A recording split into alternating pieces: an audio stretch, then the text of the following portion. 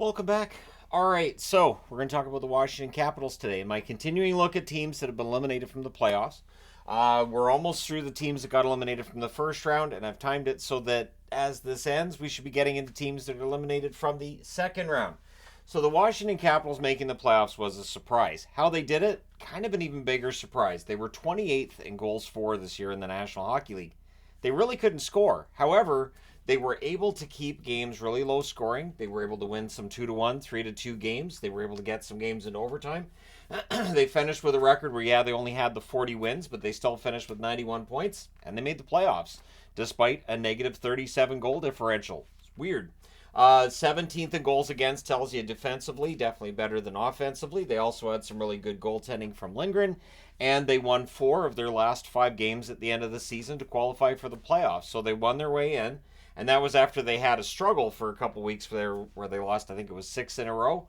But yeah, they make the playoffs and have us asking questions about where this team is at. Coming into this season, it was clear this was a team that might need either a retool or a rebuild. Making the playoffs might murky those waters a little bit. So, in looking back over their recent history, I go back to 2018 2019. They were the defending Stanley Cup champions.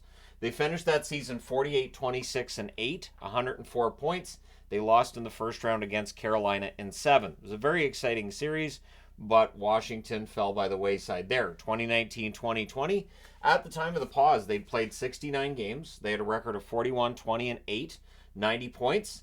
In the first round, they lost against the New York Islanders 4-1. So tough loss for the Washington Capitals there in the bubble. There was a lot of talk about whether or not they really made an effort because they didn't get out of the first round. But they haven't been out of the first round since they won the Stanley Cup in 2018.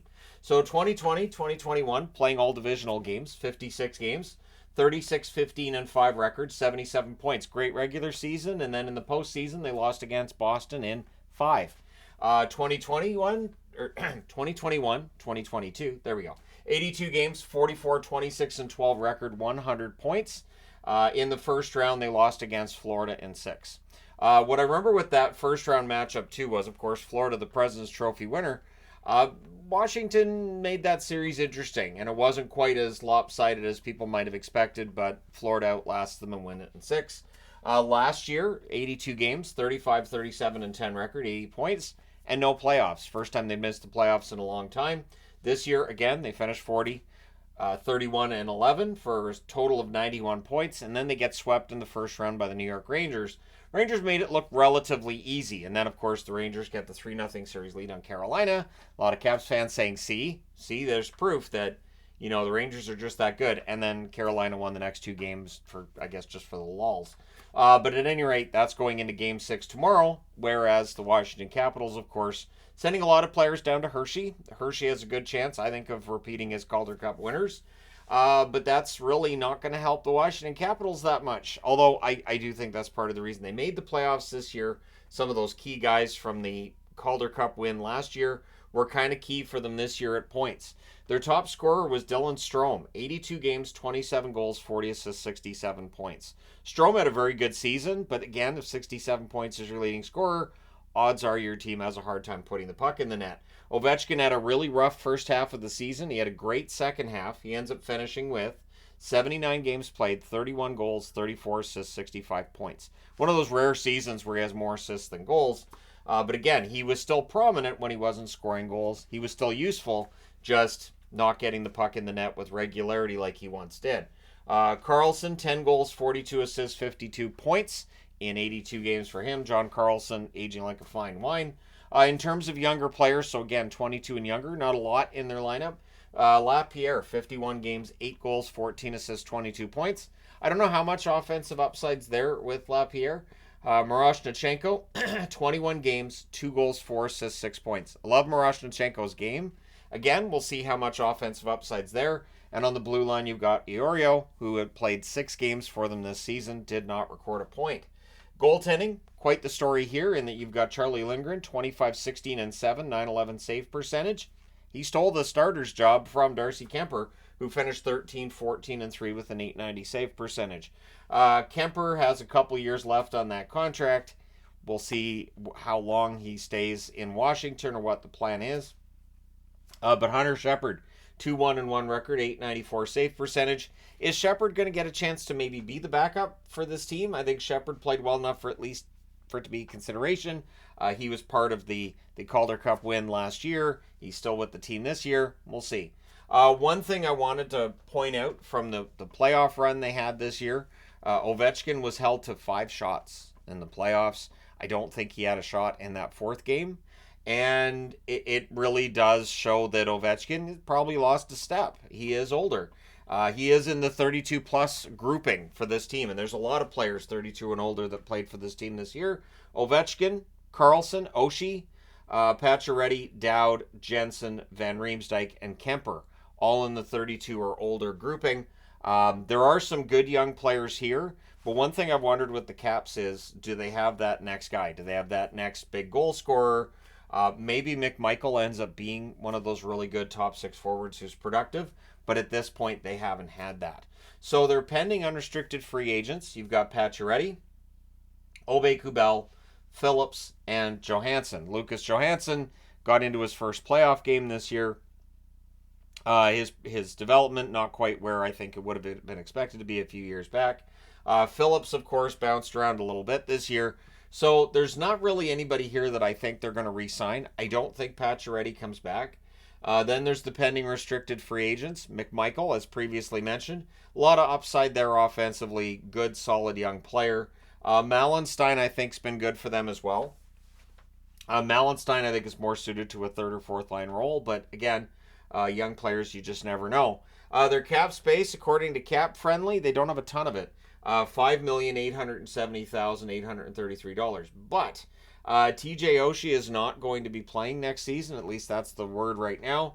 $5.75 million cap hit for 1 more year. There is the possibility that this could mark the end for TJ Oshie's career. If your back's that bad that you're like, yeah, I don't know that I can play this year, you're missing a full year when you're in your mid to late 30s, odds are that's probably gonna end out the career, but we'll see, right? And then you've got a couple others I wanted to talk about. Tom Wilson's contract runs till 2031. The cap hit $6.5 million.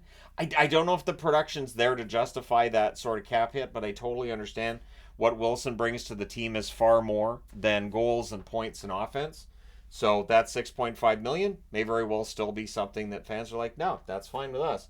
Darcy Kemper has a cap hit of $5.25 million until 2027. So that cap hit at the time he comes in looks reasonable. After a down year and the fact that he's 32 years of age, it does make it kind of a questionable one if they're going to look at making improvements. But the question then becomes, is Nicholas Backstrom going to come back and play? Because his $9.2 million cap hit for 1 more year, if that goes on to LTIR along with Oshie, suddenly this team has a lot of cap space, right? Now, keeping in mind that they're going to have to sign players to replace the UFAs, they do have to sign their RFAs, but they would have cap space if both Backstrom and Oshie are on LTIR for the full season next year. And that's one that I think we can all agree would absolutely be legitimate.